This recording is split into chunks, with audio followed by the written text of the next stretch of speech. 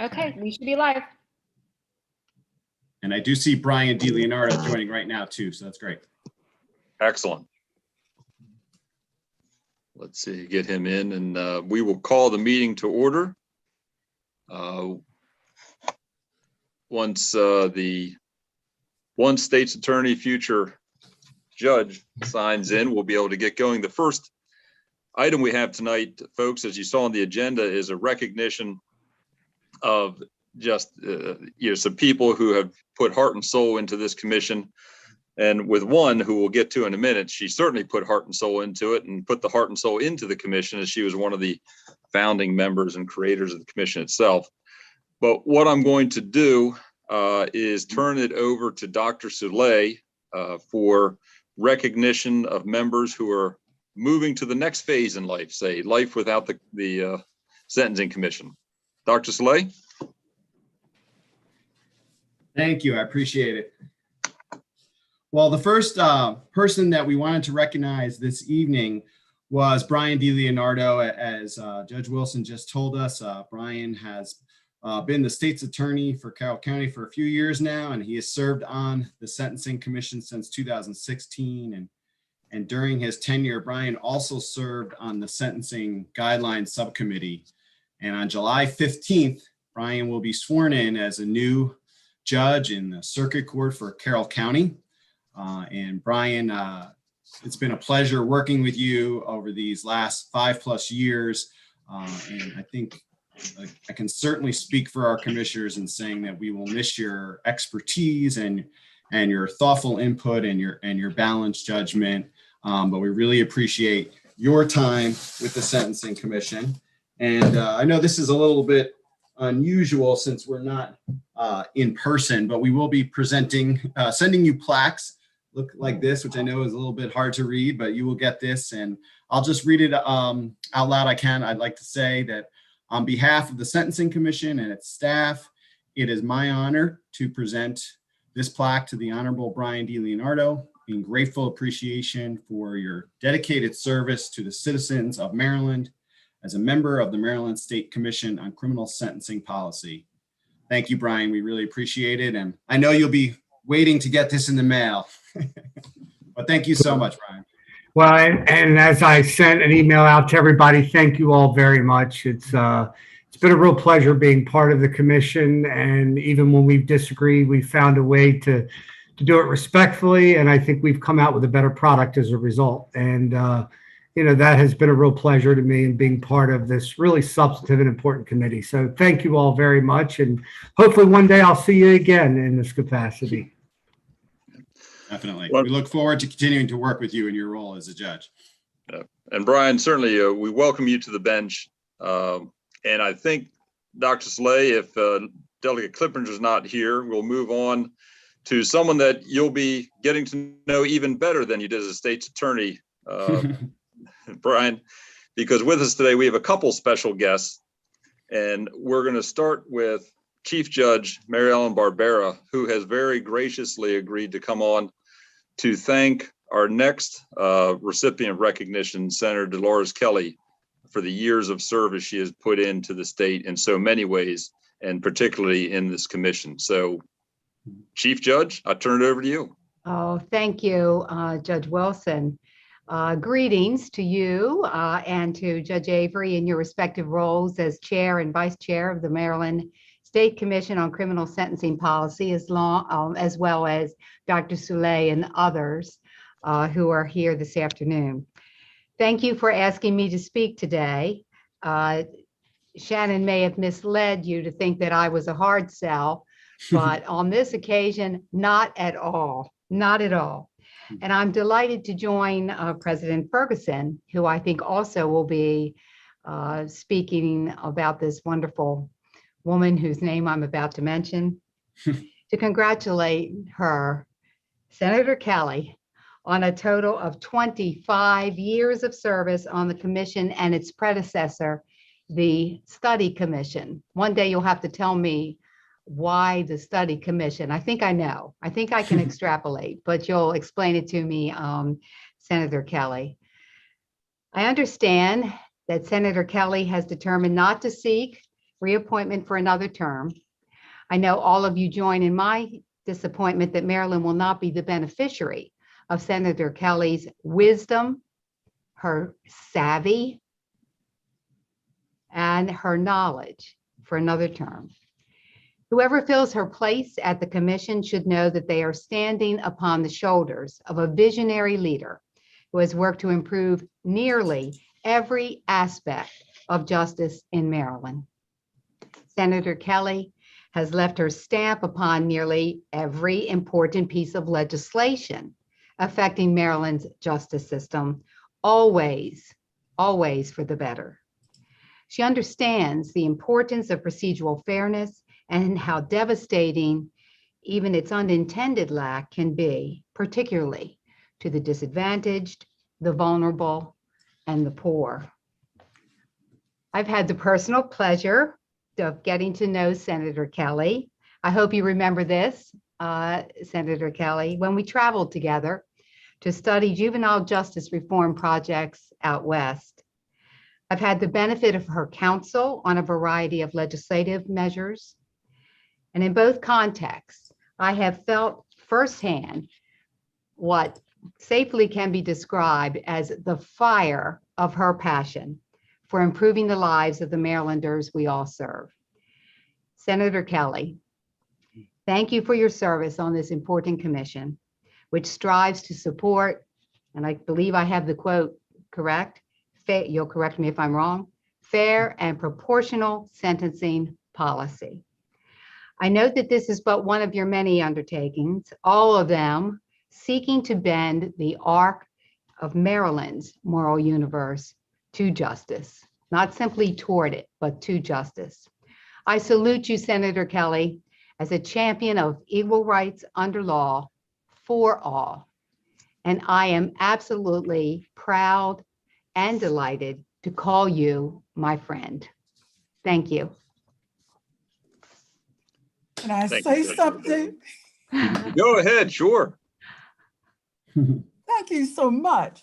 But I really do feel humble. It's been my privilege to learn from so many of you. And Judge Barbera is among those from whom I have learned. I'll just take a minute to say that when I first got to the Senate, I was sent to judicial proceedings under Walter Baker. And he thought I had a lot of mouth.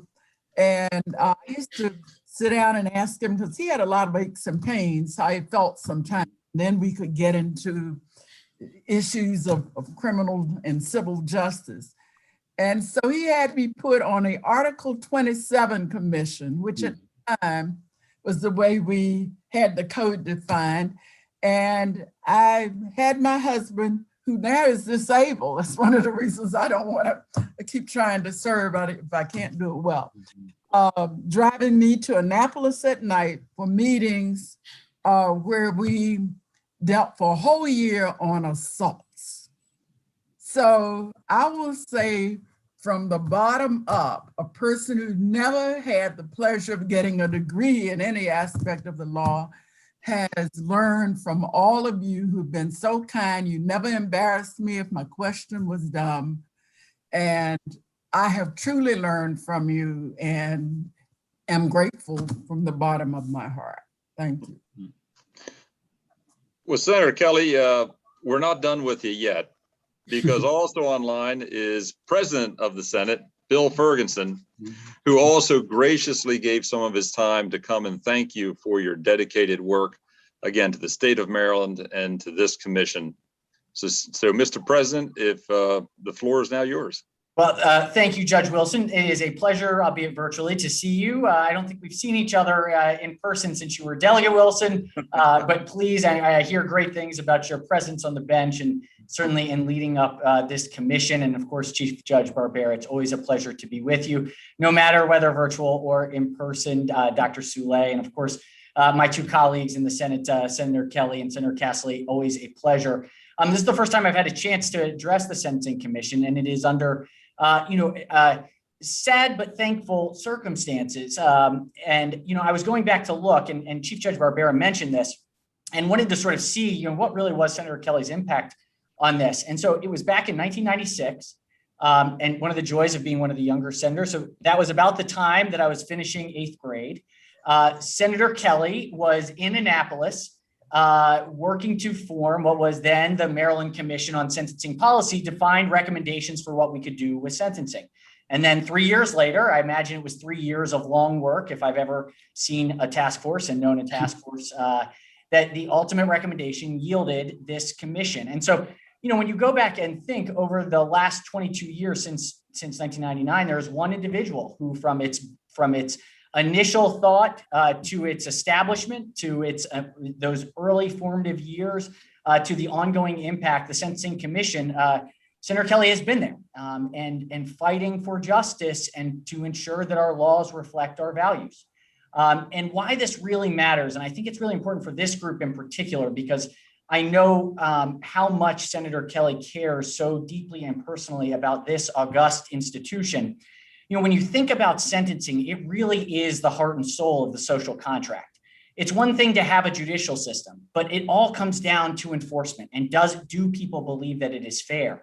And that our sentencing guidelines, that our sentencing system reflects the values of its people is a core fundamental tenet to our democratic society. And so the work that you all do and the work that Senator Kelly has helped to lead and be a part of for the last 22 years is that fundamental bedrock to democracy. And so I am here tonight and just want to say thank you to Senator Kelly. By extension, thank you to each member of this commission for the work that you are doing on behalf of the people of Maryland. The work deeply, deeply matters. And I'm thankful for Senator Kelly's leadership along these years and look forward to the continued work that we will have together in the Senate, but wanted to take this chance to thank her publicly for this body that she loves so much. I'm really humble, and I thank you both for taking the time to think about an old lady. I am now 85 years old. I should stop doing some things. And Judge Barbera, you and I remember having a long conversation in San Francisco where we were there dealing with juvenile justice issues and learning about model legislation around the nation and the world. And for the Senate president to take his time to honor, I guess, the oldest person in the Senate. I hope I have done some good, and I certainly have from all of you, making good legislation and coming up with good judicial proceedings are all matters of real collaboration among people who are well-thinking and with a moral compass. Thanks so much, everybody. I love you all. Well, thank you, Senator. And I think Dr. Soleil has some final comments for you. Yeah, just some parting words. I just want to echo the incredible poignant comments from Chief Judge Barbera and Senate President Ferguson. Thank you so much for joining us. I think you both nailed it right on the head. And I just, one last point I wanted to make is, I think all of you know that from the staff for the Sentencing Commission, we have always just felt the love and support of Senator Kelly for the work of the commission and for its staff. And she always had just her steadfast support for us, and especially, was always trying to help us out from a funding perspective, anything the staff was looking for, and she was always there for us. And we all just wanted to say how grateful it was to know that, grateful we are for your contributions and for your dedication to the work of the commission and its staff. And we always felt your support, and we wanted you to know how much we appreciated that. So I'll just wrap up by, again, doing kind of the formal presentation here of the plaque. It is my really, truly great honor to present this to you, Senator Kelly, in grateful appreciation for your 25 years, which is unbelievable, of dedicated service to the citizens of Maryland as a member of the Maryland State Commission on Criminal Sentencing Policy. And again, just wanted to thank you and let us know, or let you know how much we really, really admire you and appreciate all your support over all these years. I am grateful for all of the interactions that we've had, all of the collaboration, even our fusses and our fights occasionally, the everybody here is on the right track. We all are working for justice, and we all are working for the people. We all are working to make our society better and to keep it stable and to help people to have a future which is reflective of justice. This commission is very important to me. I'm going to miss you guys, but I won't be far away. You'll be in my heart forever. Thank you very much. Thank you, Senator. And we certainly, just a short time I've been on the commission, have certainly enjoyed your presence and leadership, just as I enjoyed your camaraderie the few years that I served in the Maryland legislature. So thank you very much. Thank you. Thank you. Thanks so much, everybody. And of course, we also will be saying goodbye to Delegate Luke Clippinger. He could not join us tonight, but with Delegate Clippinger leaving, his replacement has been named, and we get the happy occasion to welcome Delegate Sandy Bartlett to our fold. Dr. Saleh, do you have a biography you could give of Delegate Bartlett, or are we going to listen to the delegate for that information? Yeah, I thought we would turn it to her, but I thought Perfect. I was expecting her to be able to join us this evening, but since I do not see her on the call, I got maybe we can resume this at our next meeting, which hopefully she is able to participate. May I I think- interrupt briefly? You certainly may. Should you be kicking me off of this Oh. Zoom meeting? Because I've gotten the impression that you've moved into the business meeting. Not that I wouldn't enjoy it, but I think you do have a lot of work to do. Yes, And I echo what others have said. This is certainly one of the very tippy top among those important committees. The work is absolutely crucial. And this is a very lucky thing for the people of Maryland. So thank you, everybody, for the work you do. Congratulations, almost Judge. Judge Designate DeLeonardi. So I was proud to be able to, and excited for you too when I heard the governor had selected you. Yes, that's a very nice thing. All right, so goodbye, everyone, and thanks for the invitation. And you can't make me any happier than to ask me to speak about this wonderful lady. I want to be Senator Kelly when I grow up. I want to be just like her. Bye-bye, everybody. Thank you. Thank Thank you. you. Bye, Shannon. And I'm sorry, I'm on a small screen. Mr. President, if you are still on, again, thank you from the bottom of our heart for joining us. And certainly, I know you have plenty of work to do yourself. I think he already hopped off. Good. Okay. Very good. Very good. Well, we'll get a biography from Delegate Bartlett the next time we meet. Hopefully, we'll get the delegates' attendance. But I guess now we go to the actual business. Next item up is the approval of the minutes. I hope everyone had a chance to review the past minutes. Does anyone have any corrections or additions to be made to them? All right, I don't hear anyone.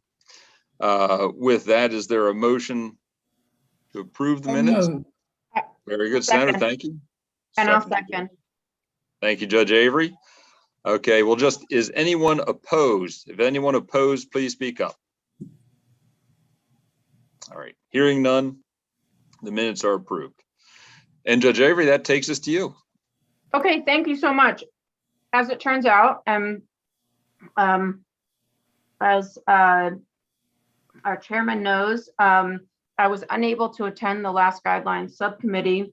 And so I think Dr. Soule is going to present the proposed classifications and other matters relating to the subcommittee.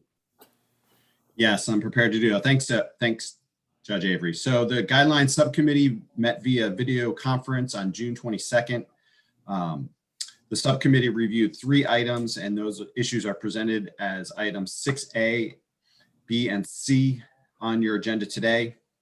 I'm going to begin by discussing the proposed classification for new and revised offenses from the 2021 legislative session. And what I'd like to do is just provide a brief overview of the explanation for what is covered in the materials that we sent to you and kind of what the plan is for classifying these new and revised offenses. As most of you know, each year the commission reviews new and revised criminal penalties, considers how the newer revised criminal penalties will fit within the Maryland sentencing guidelines. And that task is assigned to the guidelines subcommittee. Classifications are then presented to the full commission for review. In preparation for this, the subcommittee staff will first review all legislation and present that to the subcommittee.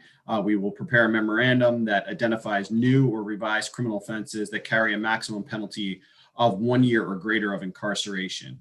We focus on the penalty of 1 year or greater because by rule, the commission does not require classification for offenses that carry a maximum penalty of 1 year or less. Rather, those offenses are automatically assigned a seriousness category of 7 unless the commission makes some decision otherwise. So I will refer you to the memorandum that's labeled proposed classification of new or revised offenses for 2021. That is an 18-page document and it's divided into 3 sections. And we really just will focus on the new offenses. That starts with new offenses with a penalty of 1 year or greater. And then there's new offenses that have no recommended action. And then there's additional amended offenses with no recommended action. And I'll go through those. So for your reference, we also provided a supporting document that is labeled combined file of legislation with new or revised offenses. That's a PDF that combines all the legislation that's reviewed in this memo. The bills appear in the order that they are listed in the proposed classification memo. Now, based on the commission's own established protocol, the subcommittee offers seriousness category recommendations by examining currently classified offenses, which we call comparables, and we compare them based on the type of offense they are, whether they're a person, drug, or property offense, the statutory maximum, the misdemeanor or felony classification, and finally, when possible, the nature of the offense. For each new or amended offense, the memorandum will present the subcommittee identified comparables at the bottom of each page or sometimes on the next page. So let's go ahead and just get started with that. After that introduction on page 1, I will begin with the new offenses. The first offense to review comes from chapters 11 and 35 from Senate Bill 208 and House Bill 4. This creates a new offense that prohibits a person who is not licensed from completing the sale, rental, or transfer of a rifle or shotgun other than a regulated firearm, except under certain circumstances. Also prohibits providing false information while conducting a transaction for a rifle or shotgun, and prohibits the sale, rental, transfer, or loan of a rifle or shotgun to a restricted person. This bill was passed by the Maryland legislature in 2020, but it was also vetoed by the governor in 2020. The legislature overrode this veto this year, and the bill became law per Maryland Constitution on February 12th of 2021. Therefore, the commission is now seeking to classify this new offense. The comparable weapon-related offenses are listed on page 2 of the memorandum, and based on these comparables, the subcommittee recommends classifying these offenses as person offenses with a seriousness category of 7 for the 6-month misdemeanor and categories of 6 for the 2 3-year misdemeanors.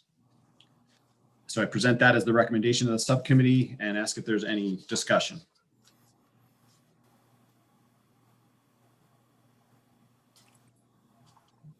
Well, I move the recommendation of the subcommittee unless you want to take everything at once, but I think we probably want to. No, I think we try to go through these individually. We don't for the new offenses. Okay. Thank you, Senator Kelly. Is there a second? I'll second. Second. Thank you. Okay. And again, we'll just do it in the negative. Is anyone opposed to the recommendations for new classification? Hearing none, the motion passes. Thank you, Great. Doctor. Moving on to page 3, we'll continue with Chapter 60, which is for Senate Bill 71. This bill creates a new offense that prohibits a police officer from intentionally violating use of force standards provided in Section 3-524D of the Public Safety Article, resulting in serious physical injury or death to a person.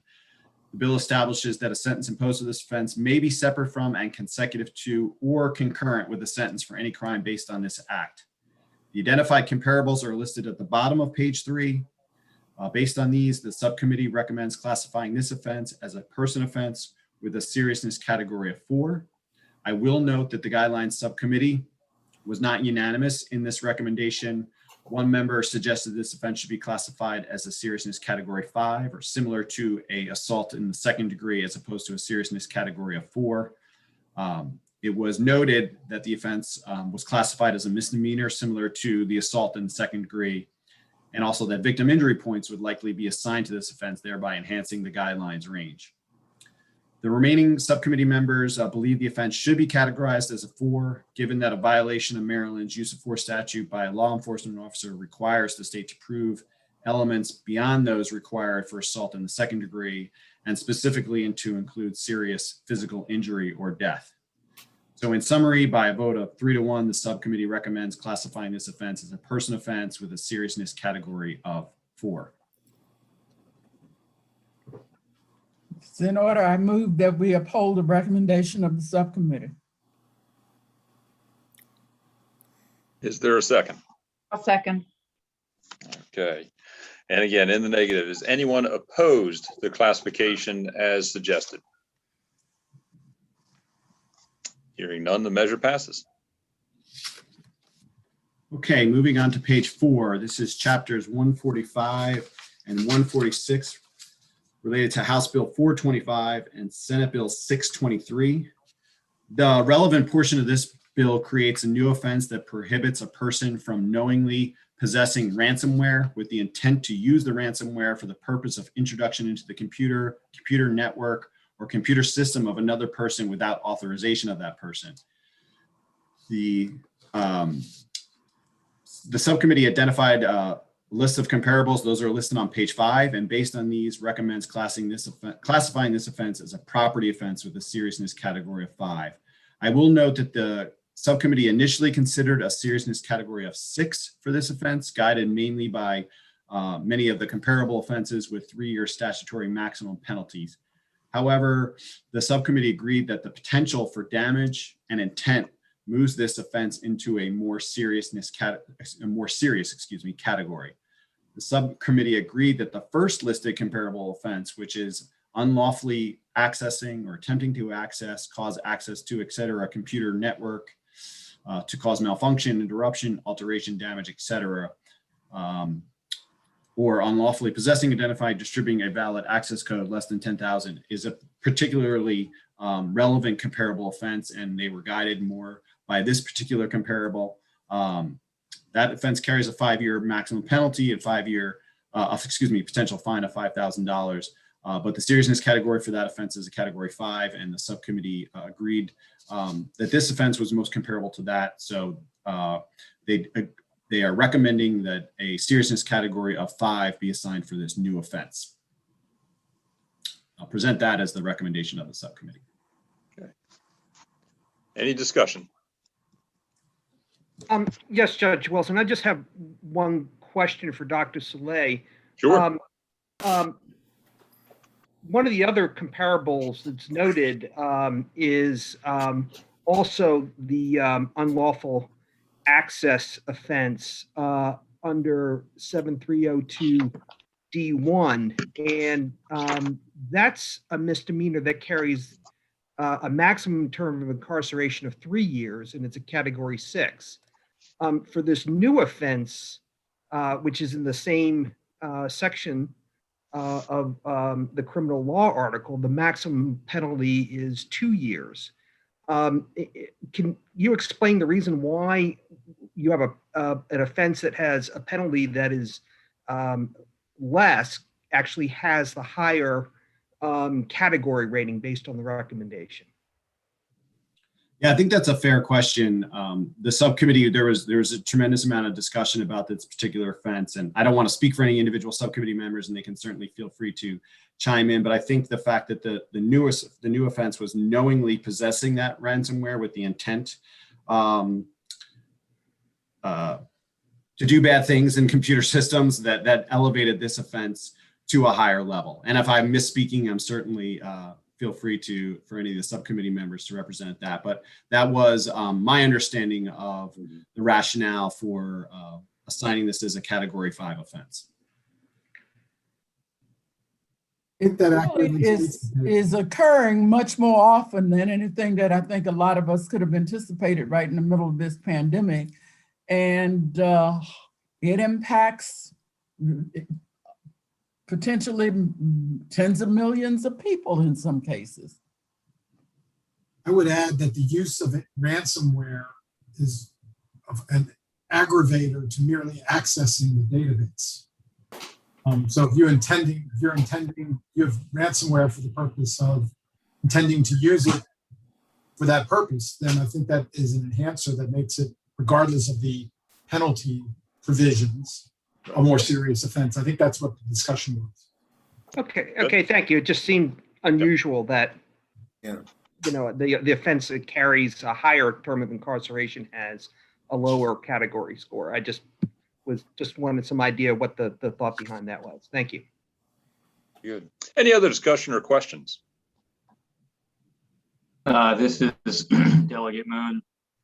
Hi, everyone. I'll just throw out that in part of that, we had that ransomware bill before us in the House, and at least one of the differentiators there that might have led to this seeming schizophrenia is that we were wrestling with the concept of a possession crime versus actually using it.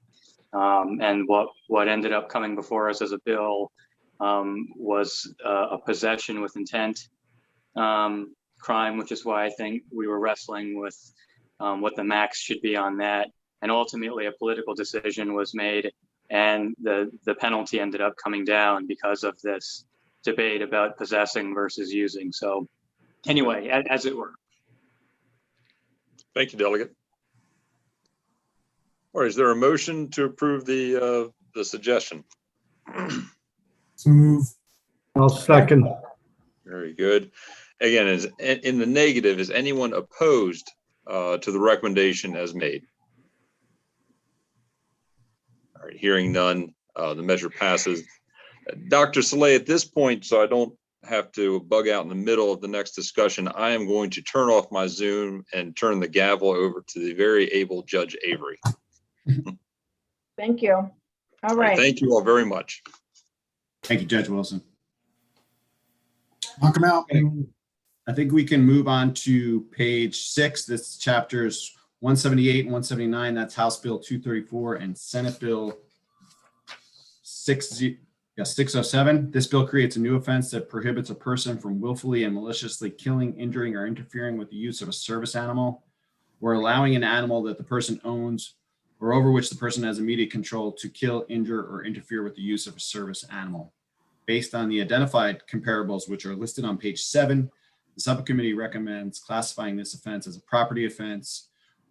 So both of these, as property offense, with the 1 year misdemeanor classified as a seriousness category of 7, and the 2-year misdemeanor to be classified as a category 6. I present that as the recommendation of the subcommittee. Any discussion? Do we have a motion? Move the recommendation of the subcommittee. Second. Thank you. And is anyone opposed to adopting the recommendation of the subcommittee? Hearing none, that passes. Okay. Moving on to page 8. This is chapter 681 and 682, which are from House Bill 240 and Senate Bill 187. This bill creates a new offense prohibiting a person from disclosing genetic genealogy data, forensic genetic genealogy profiles, or DNA samples not authorized by a court order in the course of a forensic genetic genealogy DNA analysis and search, or in the course of any criminal proceeding that arises from such. Additionally, this bill would create a new offense prohibiting a person from willfully failing to destroy genetic genealogy information, FGG profiles, or DNA samples that are required to be destroyed in accordance with Criminal Procedure Articles Section 17-102H. The identified comparables are listed on page 9, and the subcommittee, based off these, recommends classifying this offense as a property offense with the 1-year misdemeanor classified as a category 7 and the 5-year misdemeanor classified as a seriousness category of 5. Any discussion or questions? Excuse me. Do I hear a motion? Move the recommendation of the subcommittee. Second, Thank you. Is anyone opposed to adopting the recommendation of the subcommittee? Hearing none, it is adopted. Great. So for the remainder of the document, this is pages 10 through 18, there is no recommended action for the commission. So no action is recommended for the new offense that's listed on page 10 from chapter 144, which is Senate Bill 17, which is the criminally negligent, life-threatening injury by a motor vehicle or vessel offense, because the offense carries a 1-year maximum penalty, and offenses with 1-year maximum penalty or less are automatically assigned a seriousness category 7, unless the commission chooses to adopt a different seriousness category. So unless there is a proposal for further review, we will proceed as classifying that offense as a category 7.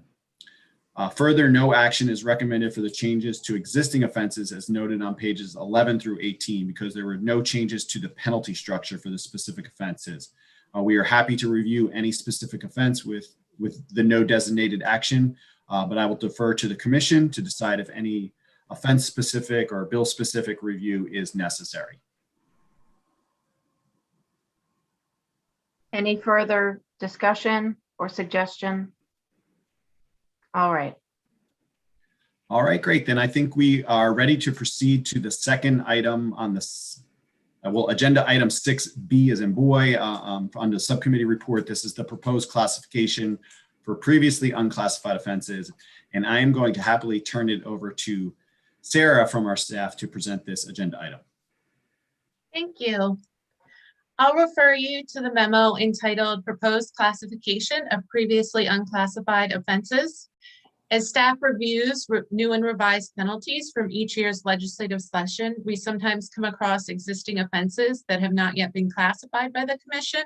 These are typically less common offenses, but as we noted, the commission's policy is to classify any offense with a penalty of greater than 1 year. This memo presents to you 4 previously unclassified offenses with penalties of greater than 1 year, along with the guidelines subcommittee's recommendations as to their classification. Starting on page 1 of the proposed classification memo, we have 2 violations of State Government Article 20-1103, which prohibits the injury, intimidation, or interference with protected housing activities because of a person's race, color, religion, sex, disability, marital status, familial status, sexual orientation, gender identity, national origin, or source of income that results in either bodily injury or death. An offense involving bodily injury is a misdemeanor punishable by up to 10 years imprisonment and/or a $10,000 fine. And an offense involving death is a misdemeanor punishable by up to life imprisonment. Comparable offenses are listed on page 2. Based on these comparables, the guidelines subcommittee recommends classifying these offenses as person offenses with a seriousness category of 4 for the 10-year misdemeanor and a seriousness category of 2 for the life misdemeanor. I would also note that State Government Article 20-1103 contains a 3rd offense, which is the injury, intimidation, or interference with protected housing activities that results in neither bodily injury nor death and carries a maximum penalty of 1 year imprisonment. This offense also isn't contained in our guidelines offense table, but by guidelines rules, since the maximum penalty is 1 year or less, that offense is assigned a seriousness category 7. Any questions or discussion?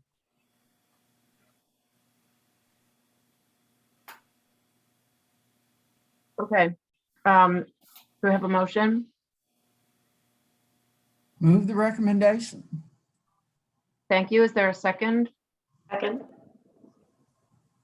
Thank you. Is there anyone opposed to accepting the recommendation on the classification? Hearing none, it will be accepted. Okay, moving on to page 3, we have a subsequent violation of the Maryland Food, Drug, and Cosmetic Act. Violations of the Maryland Food, Drug, and Cosmetic Act include, but are not limited to, acts involving misbranded or adulterated food, prescription drugs, or cosmetics.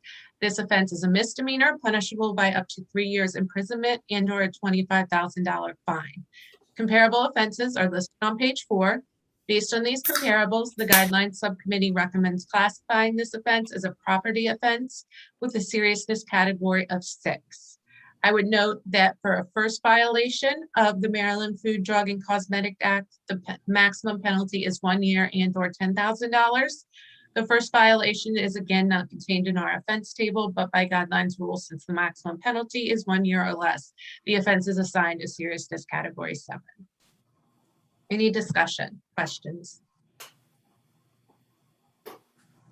All right, do I hear a motion? Move the recommendation. Thank you. Is there a second? Second. Thank you. It will be accepted. Oh, I'm sorry. Is anyone opposed? Sorry, it will be accepted. Okay, and finally, we have on page 5, deliver or sell or manufacture or possess with the intent to deliver or sell drug paraphernalia by a person with a previous conviction for delivering drug paraphernalia to a minor by an adult who is 3 or more years older. This offense is a misdemeanor punishable by up to 2 years imprisonment and/or a $2,000 fine. Comparable offenses are listed on page 6, and based on these comparables, the Guidelines Subcommittee recommends classifying this offense as a drug offense with a seriousness category of 7. Any discussion?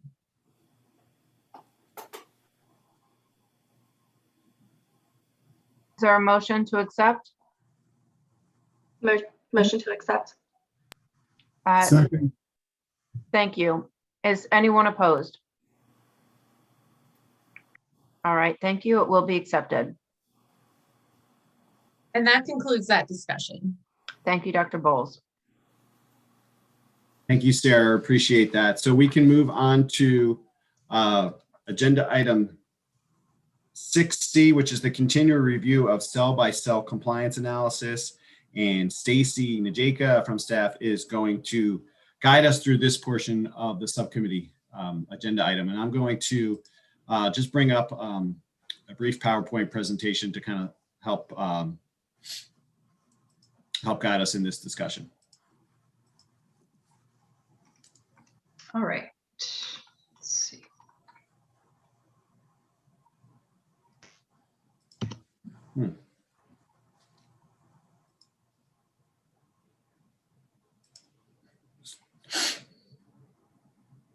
Go ahead, Stacy. I'll get it up here in a second. All right, I'll go ahead and start, and hopefully the slides will catch up. So the Guidelines Subcommittee initiated the current ongoing review of compliance by cell at its April meeting and continued this discussion at its recent June meeting. As was previously noted in our last meeting, the primary purpose of the review is to examine whether the 65% compliance benchmark is being met within the cells of the 3 matrices, and to consider whether any changes to the guidelines ranges are warranted. Findings from the first step of the review were reported at the May Commission meeting. And just to briefly recap, the first step considered compliance and strict compliance by matrix and cell for single count sentencing events in 2008 through 2020. The primary takeaway from that step was that most of the cells with at least 50 cases are meeting the 65% compliance benchmark. However, when considering strict compliance, more than 1/4 of those cells have compliance rates less than 65%. Further, in the majority of non-compliant cells, departures below the guidelines exceed departures above the guidelines. At the conclusion of the April discussion, the Guidelines Subcommittee agreed to consider at its recent June meeting the impact of the COVID pandemic on sentences and guidelines compliance. The subcommittee also agreed to examine where the middle 65% of sentences falls for each cell. The materials that were provided for tonight's meeting include a memo summarizing the analysis considered by the subcommittee at its June meeting and 3 corresponding sets of results, which I will just briefly review this evening. The subcommittee is not requesting any action by the commission at this time, but would like to inform the commission of the progress of the review and the next step to be taken. So the first document for this evening is titled Sentencing Guidelines Strict Compliance by Matrix and Cell, January 1, 2018 through March 4, 2020. This document details strict compliance by cell when sentencing events occurring during the COVID pandemic are excluded. As noted, the data considered for the ongoing review covers single count sentencing events during calendar years 2018 through 2020. For this review, the start of the pandemic is identified as March 5th, 2020, which is when the governor declared a state of emergency in Maryland. So using this start date, approximately 13% of sentencing events in the 3-year time period covered by the review occurred during COVID. To the extent that defendants sentenced during COVID were diverted from incarceration or were incarcerated for shorter periods of time, one would expect to observe differences in strict compliance by matrix and cell when these sentences are excluded. And I would like to note, just for reference purposes, the document with strict compliance rates by cell for the full 3-year sample that was distributed and reviewed in the May Commission meeting was provided again with tonight's meeting's materials. So looking at the results show that there are only 4 cells with at least 50 cases where the strict compliance rate differs when COVID sentences are removed. And those cells are highlighted in the document with diagonal shading. For all 4 cells, there appears to be a slight COVID discount whereby the percentage of departures below the guidelines is smaller and or the percentage of departures above the guidelines is larger when COVID sentences are excluded. However, the differences are extremely small, with rates generally varying by no more than a few percentage points, and all rates hovering close to the 65% benchmark. Thus, while there's some evidence of a COVID discount, it does not appear to be significantly impacting compliance rates in the 3-year time period examined by the current review. Turning to the second document, unless there are questions on the first before I move on. Right, the second document is titled 1 Year Pre-COVID and During COVID Sentencing Trends. This document takes a closer look at sentences and guidelines compliance for the 1-year period prior to the COVID pandemic, as compared with the 1-year period during the COVID pandemic. So roughly, we're comparing sentences from March 5th, 2019 through March 4th, 2020, with sentences for March 5th, 2020 through March 4th, 2021. This report supplements the document I just reviewed on the impact of COVID on sentencing, but it considers a different time period, which I just noted, and a larger sample of sentencing events, namely single and multiple count sentencing events, as opposed to single count only. Here, the results provide convincing evidence of a COVID discount, particularly in select judicial circuits. Incarceration rates and average sentences declined, and compliance and above departures decreased, while below departures increased. However, as was noted just a moment ago, this discount does not appear to be affecting the compliance by cell results provided for the current review. This is likely due to 2 factors. The first is that the compliance by cell analysis covers only a portion of the time period affected by the pandemic, namely March 5th, 2020 through the end of the calendar year. The second factor is that the number of sentencing events occurring during the pandemic is small relative to the total number of sentencing events in the 3-year time period examined by the current review. As such, staff advises and subcommittee concurs, including all sentencing events for calendar years 2018 through 2020 in the ongoing compliance review, in order to maximize the number of sentencing events that are informing the review. So the third and final document for this evening is titled The Middle 65% of Sentences by Matrix and Cell. This document details how the 3 matrices would appear if the guidelines ranges were revised to capture the middle 65% of sentences in each cell. I'll point out that this analysis is for illustrative purposes only. The provided ranges that are listed in red simply show within each matrix cell the lower and upper guidelines limits of the middle 65% of sentences in 2018 to 2020. I'll note also that it's possible for cell ranges to be shifted up or down from the middle 65% of sentences and still meet the compliance benchmark. And finally, any potential adjustments to the matrices will warrant a consideration of the proportionality of ranges with neighboring cell ranges. So with that said, I'd like to just highlight the next step in the review. Following the discussion of these materials at its June meeting, the guidelines subcommittee agreed that the next step in the review is that staff will prepare proposed amendments to the property and drug matrices and examine how both regular and strict compliance rates would change with those revisions. Wholesale changes to the matrices are expected since many of the cells have strict compliance rates below the 65% benchmark. Staff plans to circulate the proposed amendments and corresponding compliance analysis to the guidelines subcommittee and Judge Wilson for their feedback within the coming weeks. And the subcommittee anticipates having specific revisions to the property and drug matrices to recommend to the commission at its September meeting. Also worth noting is that potential revisions to the person offense matrix will be considered following the work to review the property and drug offense matrices. And that concludes my comments for the evening. I'm happy to answer questions or if the subcommittee has anything additional to add.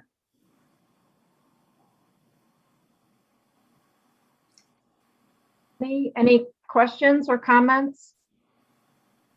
Well, I think the subcommittee did a good job. The staff certainly did a good job, and I think we got just the right amount of explanation. All right. Thank you, Dr. Najeka. Sure. And we can move on at this time to the director's report. Okay, thank you. I took myself off mute, right? Yes, good. Okay, thank you. I have 4 items to report for today. The first I want to report is an update on the promulgation of recent sentencing guidelines amendments.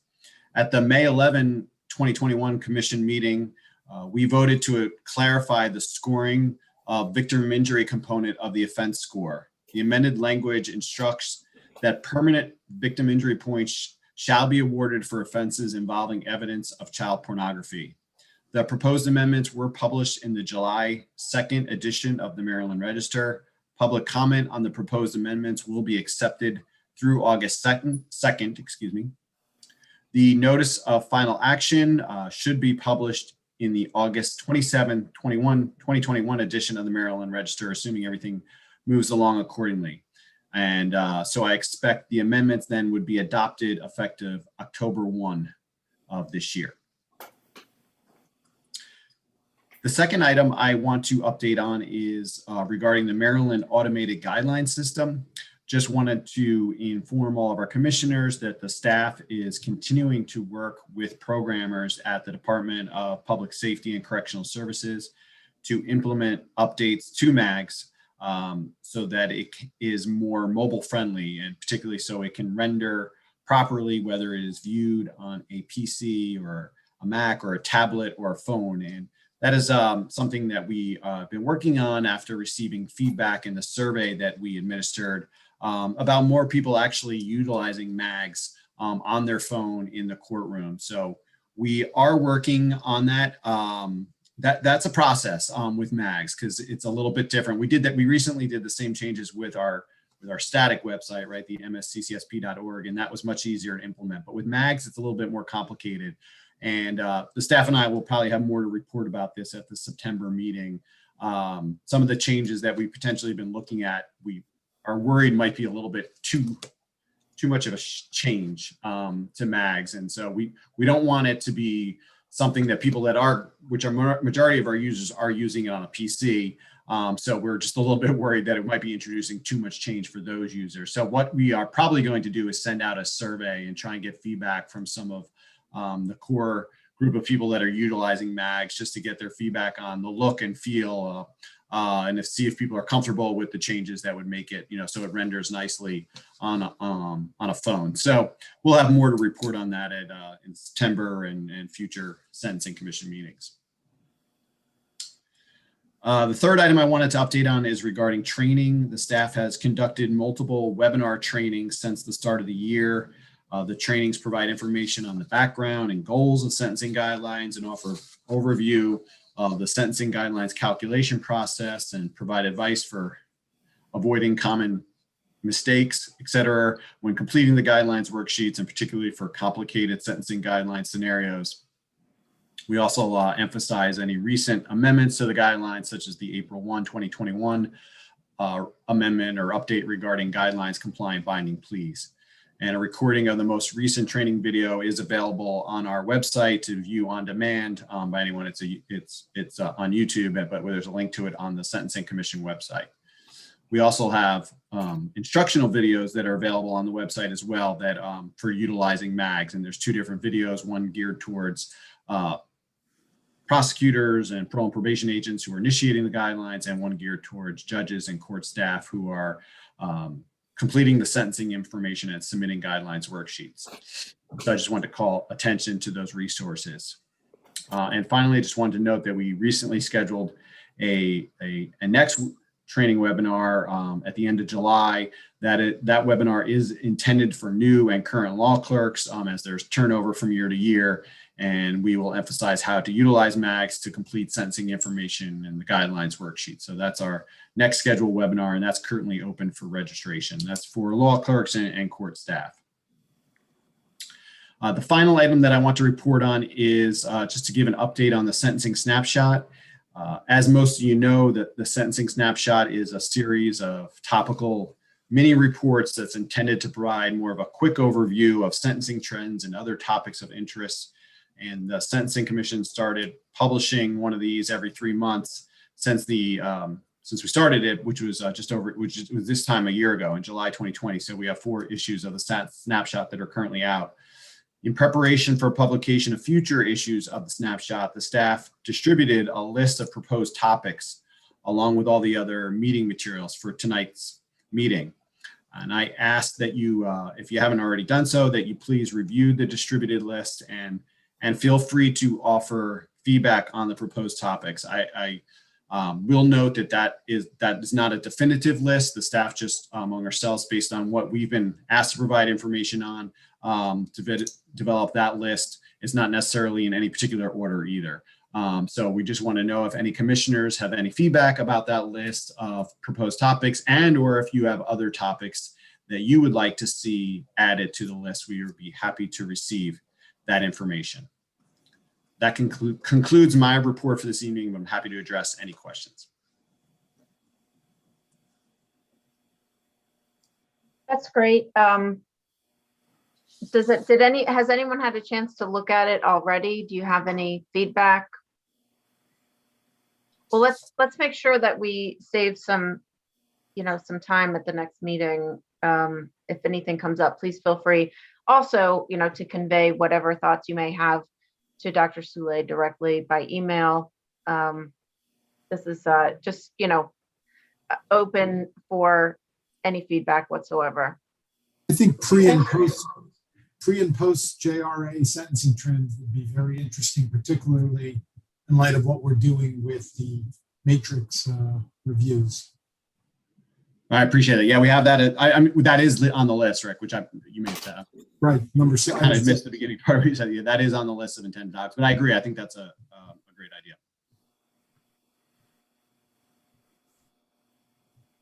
All right, anything else? That's all that I have to report. We can move on to the what it looks like the remaining meetings for 2021. I do, Judge Avery, I just want to talk about those for a little bit. So just make sure that you have those on your calendar. That's September 14th and December 7th. So one of the things that, I think I'm happy to report is that we are planning to have an in-person meeting for September 14th and December 7th.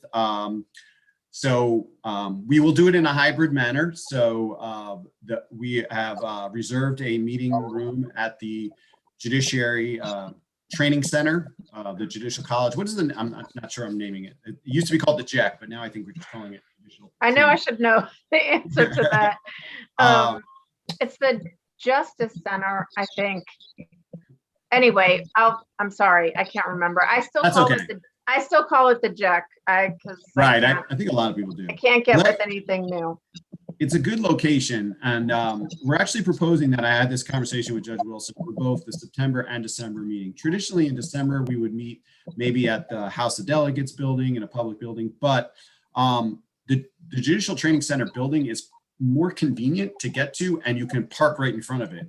The House of Delegates building, the one issue for all the members of the General Assembly is parking. That's something that we always have to kind of work around. So we are proposing to utilize that building for September and 14th. It is equipped with necessary video equipment so that we can also do a hybrid meeting. And so there'll be more detail. You'll see more details to come about this. But the idea is that for those that want to attend in person and are comfortable with that, we will have the ability to do so. And then for those that want to participate via video conference, our idea is that we'll have it, cameras up, and so the members that are in person will be able to see everyone who's participating via video. Hopefully it'll go smoothly, but we're excited to have the opportunity to at least have some back in person. So there'll be more details to come about that, but that's the tentative plan for now. That's great. Thank you. All right. Old business? New business?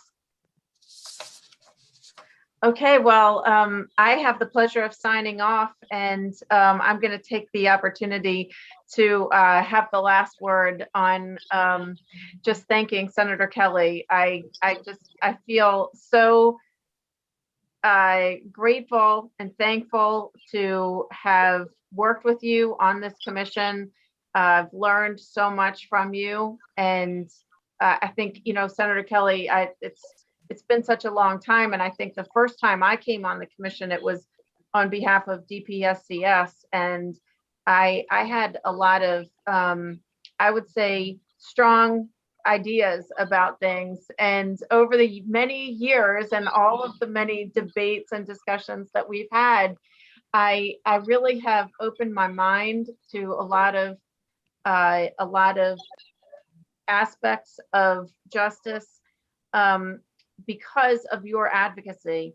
And I feel that I have become a better commissioner on this commission because of the guidance and the history that you've shared with us. Thank you for letting me take this moment to say that.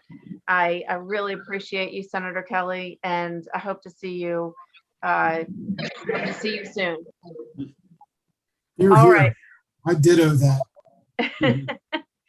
I mean, I don't want to hog the floor. I think we all have feelings about this. Right. If you have anything you want to say, let's. Let me just briefly add that there's no one I've met on the commission in all the years that I've been on it that has opened my mind to more things than Senator Kelly has, to examine what I, preconceived notions of what I had in my mind, and to look at a different perspective of these issues. And her wisdom is just incredible, and it's just taught me so much. And I just want to thank Senator Kelly for that. Well said.